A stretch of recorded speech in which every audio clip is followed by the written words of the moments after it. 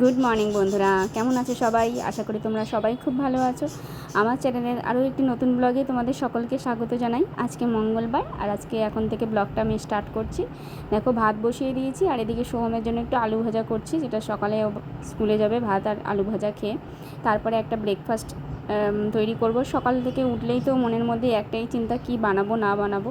একটা breakfast recipe তোমাদের সাথে শেয়ার করবো। তো আর বাচ্চারাও নিতে পারবে, আবার বড়রা অফিস যাওয়ার সময় এই ব্রেকফাস্টটা নিয়ে যেতে পারবে। তো একটা চিল্লা বানাবো আজকে। দেখো কি কি নিয়ে নিয়েছি।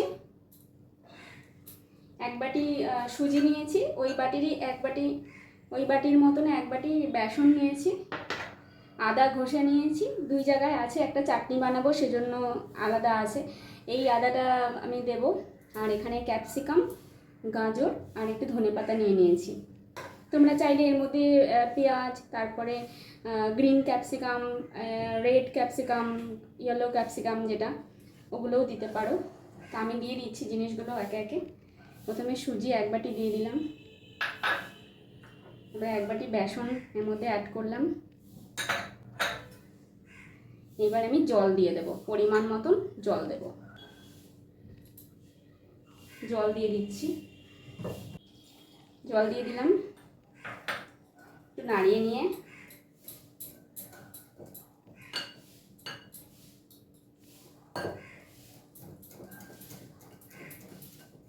ব্যাটারটা একটু পাতলা পাতলা বানাতে হবে।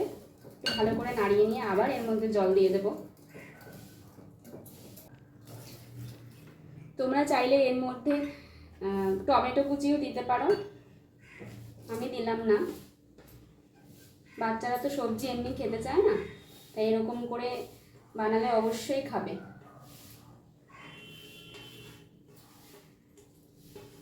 সব সবজিগুলো এর মধ্যে দিয়ে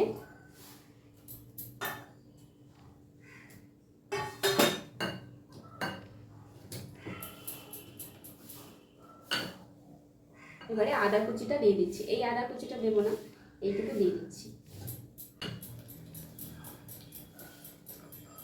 পরিমাণ মতো নুন দিয়ে দেবো, এই এতটা পরিমাণ নুন দিয়ে দিলাম। আর একটু দিতে পারি কারণ সবজি রয়েছে যেহেতু। আর দেবো গোলমরিচের গুঁড়ো, বাচ্চা খাবে তাই আমি কাঁচা লঙ্কা ইউজ করছি না, গোলমরিচের গুঁড়ো দিয়ে দিচ্ছি। তোমরা চাইলে এর মধ্যে কাঁচা লঙ্কা কুচিও দিয়ে দিতে পারো। ব্যাটারটা একটু ভিজবে, এরকম অবস্থায় রেখে দেবো ঢেকে। 10 মিনিটের মতন ভিজুক, তারপরে আমি এটা কুক করব। তো এটা তো ভিজিয়ে রেখে দিয়েছি, এখানে ঢাকা রয়েছে। আর একটা চাটনি বানাবো এটা দিয়ে খাওয়ার জন্য। দেখো, বাদামটা ভাজা করে নিয়েছি, পুরোপুরি চোখলা ওঠেও নি, তাড়াহুড়া আছে, তো বাদামটা এর মধ্যে নিয়ে নিলাম। আদাটুকু দিয়ে দিচ্ছি, একটুখানি আদা দেবো, বেশি আদা দেবো না, তিতো লাগবে তাহলে। আদা নিয়ে নিলাম, একটা কাঁচা লঙ্কা নিয়ে নিচ্ছি। আর এর মধ্যে দেবো একটুখানি জিরা, সামান্য একটু জিরা, নুন, মিষ্টি। তোমরা চাইলে এর মধ্যে রসুন দিয়ে দিতে পারো, কিন্তু আমি রসুন দেব না। আর এই ধনে পাতাটা দিয়ে নেব, দিয়ে তারপরে টক দইটা দিয়ে দেবো।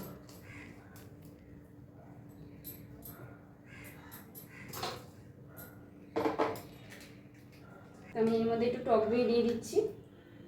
আর আমি একটু জল এর মধ্যে অ্যাড করে দেবো, একটুখানি জল, হালকা একটু, অল্প একটু জল, এই সামান্য একটু জল এর মধ্যে দিয়ে দিলাম। এটা পেস্ট করে নেব। মিক্সিতে একটু ঘুটিয়ে নিয়েছি, সুন্দর একটা পেস্ট তৈরি হয়ে গেছে। এই দেখো, দারুণ একটা ফ্লেভার বেরোচ্ছে। এই যে পেস্ট রেডি, চাটনিটা রেডি হয়ে গেল। এবার এটা চিল্লাটা বানাবো।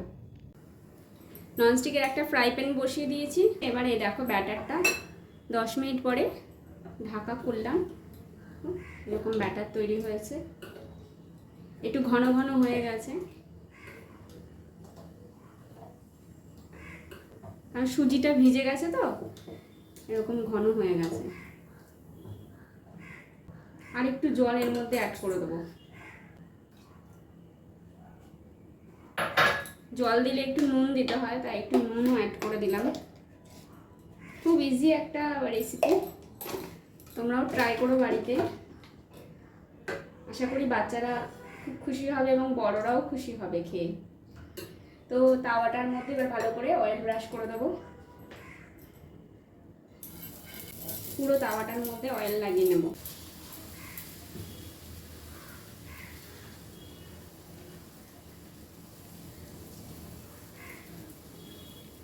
পুরো তাওয়াটা জুড়ে বানালাম। যেই ফুলে ফুলে উঠবে তখন সাইড দিয়ে একটু তেল দিয়ে দিতে হবে।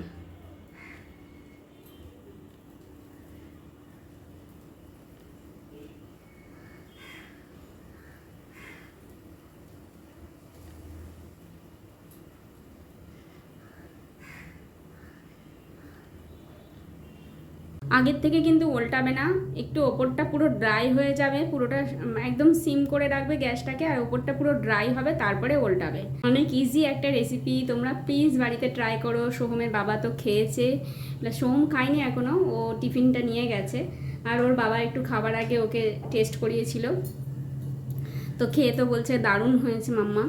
তো তোমরাও বাড়িতে ট্রাই করো আর আমাকে কমেন্ট করে জানিও যে কেমন লাগলো এই রেসিপিটা। সোম বলছে যে তুমি রোজই এই টিফিনটা বানাবে। এবার আমি এটাকে উল্টে দিচ্ছি।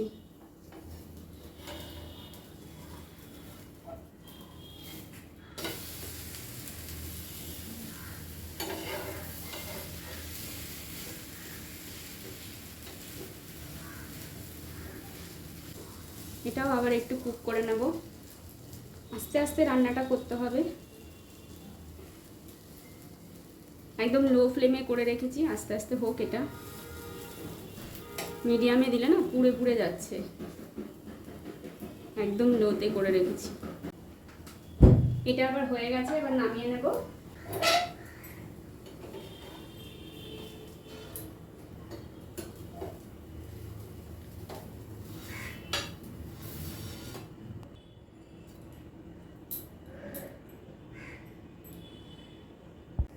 চিল্লা আর চাটনি।